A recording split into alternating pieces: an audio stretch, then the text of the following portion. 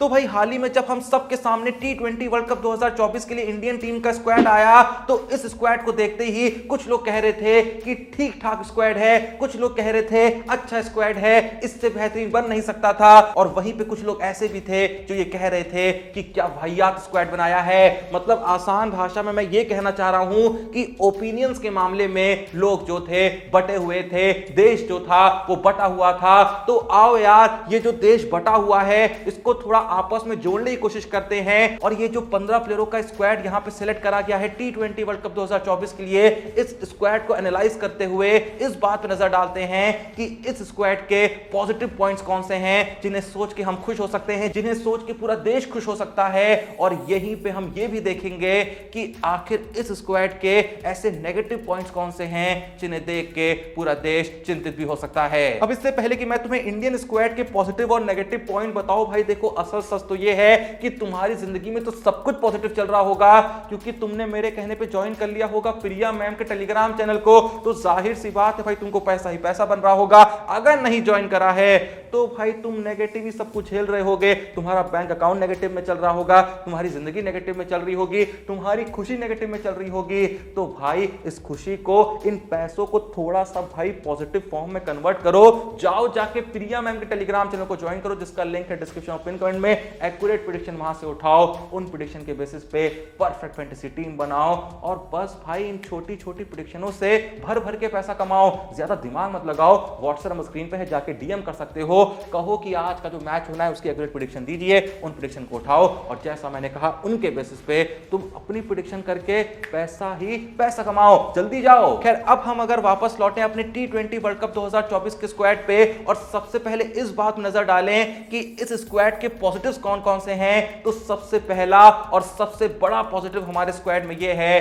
कि हमारे पास दुनिया का बेस्ट बैट्समैन है, जिसका नाम है विराट कोहली। चाहे इस नाम को लेके लोग कितनी भी डिबेट कर लें, लेकिन भाई कोई इंडियन भले इस बात पे शक कर ले, पर भाई इस बात को लिख के रख लो कि बाकी जितने भी देश हैं उनको भी इस बात से भाई बहुत ज्यादा डर लग रहा है कि एक बार फिर से इंडिया के लिए टी20 वर्ल्ड कप में विराट कोहली खेलेगा। क्योंकि भाई विराट कोहली पिछले टी20 वर्ल्ड कप में सबसे ज्यादा रन मार के आए हैं, सिर्फ इंडिया के लिए ही नहीं बल्कि पूरे टी20 वर्ल्ड कप में सबसे ज्यादा रन मार के आए थे। भूल गए क्या इतने जल्दी? और भाई करंट फॉर्म भी जो विराट कोहली का चल रहा है एकदम तगड़ा चल रहा है। हाल ही में जो ओडीआई वर्ल्ड कप हुआ था वहां भी विराट कोहली सबसे ज्यादा रन मार के आए थे। तो भले जैसा मैंने कहा कि कुछ मूर्ख हमारे ही देश में हैं जो विराट कोहली के बारे में अलग अलग टिप्पणियां करते रहते हैं, लेकिन एक सच्चे इंडियन को यह बात बहुत अच्छे से पता है कि एक बार फिर से हमारे पास दुनिया का बेस्ट बैट्समैन है, और एक बार फिर से वो इस टी20 वर्ल्ड कप में अपने करियर की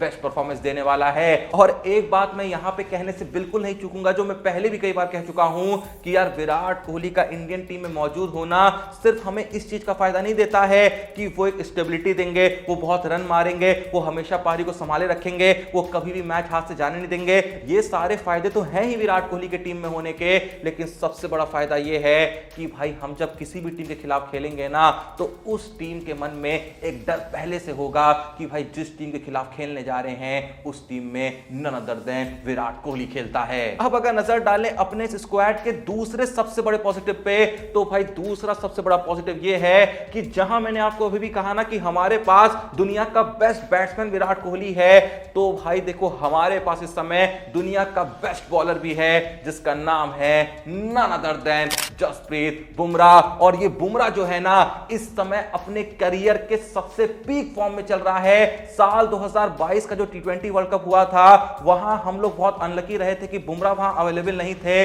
लेकिन अब बुमराह लौट आया है और इतनी शानदार परफॉर्मेंस दे रहा है, इतनी शानदार परफॉर्मेंस दे रहा है कि भाई सच में हर विपक्षी टीम की फटी पड़ी है। मतलब आसान भाषा में पहले दो जो पॉजिटिव्स मैंने यहां पे बताए कि हमारे पास दुनिया का बेस्ट बैट्समैन भी है और हमारे पास दुनिया का बेस्ट बॉलर भी है। अब बात करें तीसरे सबसे बड़े पॉजिटिव की, तो मैंने ये तो कहा कि हमारे पास बेस्ट बैट्समैन है वर्ल्ड के, none other than Virat Kohli, लेकिन भाई वर्ल्ड कप तो टी20 फॉर्मेट में खेला जाएगा ना।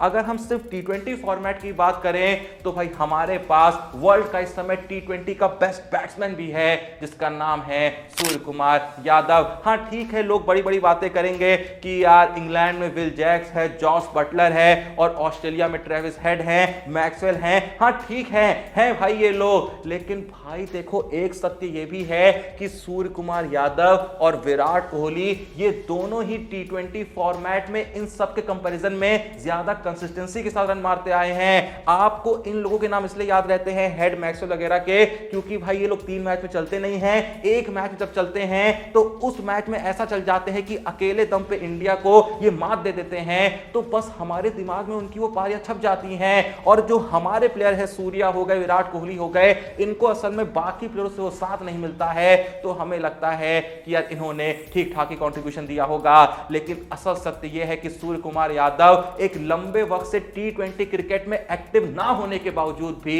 वो टी20 रैंकिंग में नंबर 1 पे विराजमान है। इसीलिए मैंने कहा कि हमारे पास क्रिकेट का बेस्ट बैट्समैन तो है ही, लेकिन सेम टाइम पे हमारे पास टी20 क्रिकेट का स्पेसिफिकली बेस्ट बैट्समैन तो है ही भाई। अब अगर बात करें अपने इस टी20 वर्ल्ड कप स्क्वाड के आखिरी पॉजिटिव के बारे में, तो भाई वो पॉजिटिव ये है कि अगर इस बारे में थोड़ा सा ध्यान से सोचो तो टी20 वर्ल्ड कप 2024 में जो स्पिन अटैक होगा ना वो हमारा सबसे बेहतरीन होगा। मतलब फिलहाल अगर ऑन पेपर देखें तो भाई हमसे अच्छा स्पिन अटैक किसी भी और टीम के पास नहीं है, पहले भी बहुत सी टूर्नामेंट में नहीं रहा है। हाँ पेस अटैक के मामले में हम फिर भी पीछे रह जाते हैं, लेकिन भाई स्पिन अटैक हमारा हमेशा से अच्छा रहा है। इस बार भी हमारे पास रविंद्र जडेजा हैं जो कि भाई अच्छे बॉलर हैं, आसानी से रन नहीं देते हैं। हाँ ठीक है, बैटिंग की भी एक काबिलियत साथ में लाते हैं, लेकिन सिर्फ अगर ऐसा बॉलर भी आप जडेजा को ट्रीट करें तो भाई वो बाकी देशों के सभी स्पिनरों के कंपैरिजन में काफी अच्छे हैं। उसके अलावा हमारे पास कुलदीप यादव हैं, ऐसा स्पिनर और किसी टीम के पास नहीं है। अब तो भैया चाहल को भी स्क्वाड में शामिल कर लिया है, वैसा स्पिनर भी और किसी टीम के पास नहीं है। और सेम टाइम पे हमारे पास अक्षर पटेल का भी ऑप्शन है जो once again one of the best spinner साबित हो सकते हैं। भले ही मौका कम मिलेगा, लेकिन जब भी मिलेगा तो भाई काम आ सकते हैं। और इस तरीके का स्पिनर भी आसानी से बाकी टीमों के पास नहीं है। आप खुद सोच के देखिए कि इंग्लैंड के पास कौन स्पिनर है, साउथ अफ्रीका के पास कौन सा स्पिनर है, ऑस्ट्रेलिया के पास कौन सा स्पिनर है, इवन पाकिस्तान के पास भी कौन सा स्पिनर है। कोई भी नाम ऐसा आपके मन में नहीं आएगा जिससे सोच के आप ये कह सकें कि हाँ भाई ये बहुत ही फाड़ू स्पिनर है। सोचते सोचते अगर आप यहाँ पे सच में बहुत ज्यादा भी सोचेंगे ना तो जो नाम आपके मन में आएगा वो अफगानिस्तान के राशिद खान का आएगा, जिनका करंट फॉर्म कोई बहुत खास नहीं चल रहा है। मेरा तो मानना है कि राशिद खान के कंपैरिजन में इस समय चाहल बेहतर कर रहे हैं, कुलदीप यादव बेहतर कर रहे हैं और जडेजा भी बेहतर कर रहे हैं। भाई जडेजा भले विकेट थोड़े कम ले रहे हैं, लेकिन भाई राशिद खान के कंपैरिजन में रन भी वो बहुत कम दे रहे हैं। तो ऐसे में जो हमारा स्पिन अटैक है वो भी one of the best point होगा टी20 वर्ल्ड कप 2024 में। खैर ये तो बात हो गई पॉजिटिव्स की। अब नजर डालते हैं कि आखिर टी20 वर्ल्ड कप 2024 में हमारे स्क्वाड में कौन कौन से नेगेटिव पॉइंट्स हैं। इसमें अगर हम अपने सबसे पहले नेगेटिव पॉइंट की बात करें तो भाई वो नेगेटिव पॉइंट ये है कि इस स्क्वाड में जो हमारे फिनिशर्स हैं वो कोई खास फॉर्म में नहीं है।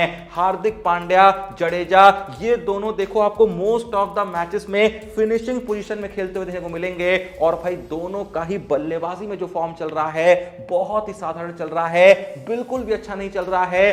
दोनों में ही कहीं ना कहीं वो काबिलियत दूर दूर तक नहीं दिख रही है कि ये आते ही चौके छक्के लगा सकें। और इस तरीके के बैट्समैन बाकी टीमों के पास भरे पड़े हैं। उनके जो बॉलर्स भी आते हैं उनमें भी ये काबिलियत है कि आते ही दूसरी बॉल पे 6 लगा सकते हैं, लेकिन फिलहाल हार्दिक पांड्या और जडेजा आईपीएल में तो ये कमाल बिल्कुल नहीं कर पा रहे हैं। देखो शिवम दुबे को रखा गया है फिनिशिंग के काम के लिए, लेकिन दुबे असल में सीएसके के लिए थोड़ा सा मिडिल ऑर्डर में आते हैं, थोड़ा सा ऊपर आते हैं। ऐसे में दुबे भी आखिरी के ओवरों में आके आते ही चौके छक्के पेसर्स को लगा पाएंगे या नहीं लगा पाएंगे ये कोई नहीं जानता। तो इसीलिए ये एक पॉइंट है जो काफी बड़ा नेगेटिव पॉइंट साबित हो सकता है। चलने दूसरे नेगेटिव पॉइंट की तरफ, तो यार फिलहाल जो हमारे ओपनर्स हैं ना वो भाई फॉर्म में नहीं चल रहे हैं। देखो अभी तो ये नहीं पता कि जब टी20 वर्ल्ड कप का पहला मैच खेला जाएगा तो as an openers Rohit Sharma और विराट कोहली ओपनिंग करेंगे या फिर रोहित शर्मा और जायसवाल ओपनिंग करेंगे। ज्यादा चांसेस लोग यहां पे मान रहे हैं कि रोहित शर्मा और जायसवाल ही ओपनिंग करेंगे।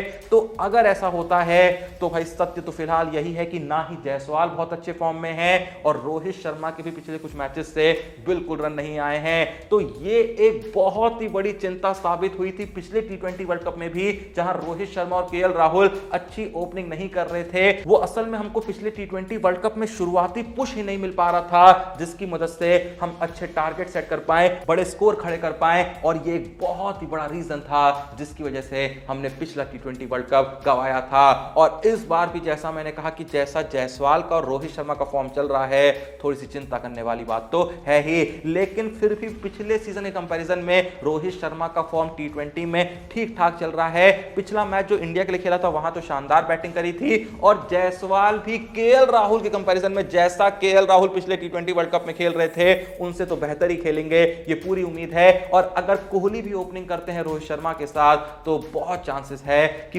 पिछली ओपनिंग जोड़ी के कंपैरिजन में, पिछले वर्ल्ड कप की ओपनिंग जोड़ी के कंपैरिजन में ये ओपनिंग जोड़ी ज्यादा कमाल करेगी। पर उसके बावजूद भी अगर हम दूसरी टीमों की ओपनिंग जोड़ियां देखें तो उनके सामने हमारी ओपनिंग जोड़ी थोड़ी सी फीकी पड़ सकती है। लेकिन भाई अभी आईपीएल कुछ मैचेस बाकी हैं, उम्मीद करते हैं, प्रार्थना करते हैं कि रोहित और जायसवाल दोनों ही अपने पीक फॉर्म को टच कर लें। अगर ये दोनों सच में भाई अपने पीक पे खेल गए ना टी20 वर्ल्ड कप में, तो जहां मैं ये कह रहा हूं कि ये दोनों हमारी सबसे बड़ी कमजोरी बन सकते हैं, मैं ये कह रहा हूंगा कि भाई ये दोनों इस टीम की सबसे बड़ी ताकत हैं। अब अगर बात करें अपने आखिरी और इस स्क्वाड के तीसरे सबसे बड़े नेगेटिव की, तो वो नेगेटिव ये है कि जहां भाई हमारे पास एक बहुत बड़ा पॉजिटिव है बुमराह के रूप में, क्योंकि मैंने कहा ना कि बुमराह इस समय सिर्फ टी20 के ही नहीं बल्कि भाई पूरे वर्ल्ड में किसी भी फॉर्मेट में सबसे बेहतरीन बॉलर हैं। लेकिन फिलहाल अगर सिर्फ टी20 वर्ल्ड कप 2024 की बात करें तो बुमराह एक बहुत बड़ा पॉजिटिव तो है ही, और 100% मैं ये भी कह सकता हूं गारंटी के साथ कि बुमराह टी20 वर्ल्ड कप 2024 के सबसे बेहतरीन बॉलर होंगे।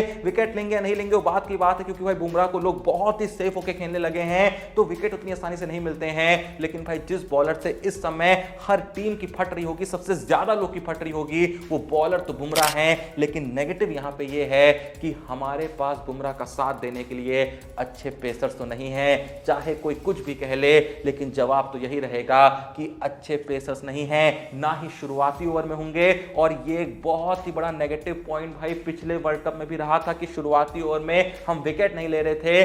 बुमराह देखो शुरुआती ओवर में 1 या 2 से ज्यादा ओवर नहीं डालेंगे, ऐसे में सिराज और अर्शदीप को शुरुआती ओवर में विकेट लेने होंगे, लेकिन वो लोग ऐसा कुछ भी आईपीएल में नहीं कर पा रहे हैं। सेम टाइम पे अगर डेथ बॉलिंग की बात करें तो वहां भी इस बात की सहूलियत तो है कि बुमराह हैं, लेकिन डेथ बॉलिंग में भी बुमराह का साथ देने के लिए ना ही सिराज इस समय इतने काबिल हैं और ना ही अर्शदीप इतने काबिल हैं। लोग कह सकते हैं कि अर्शदीप एक डेथ बॉलर हैं, लेकिन भाई इस आईपीएल में बहुत पिटे हैं, बहुत रन दिए हैं, जो बैट्समैन आया है उनका डेथ ओवर भूत बना दिया है। भाई हाल ही में धोनी से चौके छक्के खा रहे थे डेथ बॉलिंग में, और ये जो है टी20 वर्ल्ड कप 2024 में जाने वाले हैं। तो ये 3 नेगेटिव पॉइंट हैं। 4 जो पॉजिटिव पॉइंट थे वो मैंने आपको बता दिए हैं। एक बार फिर से जल्दी से 30 सेकंड के अंदर चारों पॉजिटिव पॉइंट बता देता हूं कि देखो पॉजिटिव पॉइंट ये था कि हमारे पास बेस्ट बैट्समैन है वर्ल्ड का विराट कोहली। दूसरा पॉजिटिव पॉइंट ये था कि हमारे पास टी20 का बेस्ट बैट्समैन है सूर्य कुमार यादव। तीसरा पॉजिटिव पॉइंट ये था कि हमारे पास भाई बेस्ट बॉलर हैं जसप्रीत बुमराह। और चौथा पॉजिटिव पॉइंट ये था कि हमारे पास one of the best spinners हैं टी20 वर्ल्ड कप में, कुलदीप यादव, चहल, जडेजा और अक्षर पटेल। अब अगर बात करें नेगेटिव पॉइंट की, तो पहला सबसे बड़ा नेगेटिव पॉइंट ये था कि फिनिशर्स नहीं है हमारे पास। दूसरा नेगेटिव पॉइंट ये था कि ओपनर्स हमारे अच्छे फॉर्म में नहीं चल रहे हैं। और तीसरा नेगेटिव पॉइंट ये था कि पेस अटैक में बुमराह का साथ देने के लिए उतने अच्छे पेसर्स नहीं हैं। अब जो भी ये वीडियो देख रहा है, क्या आपके मन में कोई ऐसा पॉजिटिव पॉइंट या नेगेटिव पॉइंट आ रहा है जिसका जिक्र मैंने नहीं किया, या फिर मैंने ऐसा कोई पॉजिटिव या नेगेटिव पॉइंट गिना दिया जिससे आप एग्री नहीं करते हैं? जो भी आपका इस बारे में ओपिनियन है कमेंट सेक्शन में जरूर बताइएगा। और याद से भाई ज्वाइन करना मत भूलिएगा डिस्क्रिप्शन और पिन में दिए हुए लिंक से प्रिया मैम के टेलीग्राम चैनल को, जहां भाई हर दिन इतनी एक्यूरेट प्रेडिक्शन आ रही है कि हर कोई कह रहा है कि यार ये बंदी इतनी एक्यूरेट प्रेडिक्शन आखिर दे कैसे रही है। भाई देखो वो तुमको जानना है तो तुम्हें कुछ भी नहीं करना है, डिस्क्रिप्शन और पिन में दिए हुए लिंक से उनके टेलीग्राम चैनल को ज्वाइन करना है, व्हाट्सएप स्क्रीन पे जाके डीएम करना है, एक्यूरेट प्रेडिक्शन मांगनी है, मस्त फैंटेसी टीम बनानी है, गड्डियां ही गड्डियां छापनी है, वीडियो पसंद आई लाइक करनी है, चैनल को सब्सक्राइब करना है। बाकी मिलते हैं नेक्स्ट वीडियो में, तब तक के लिए जय हिंद, धन्यवाद।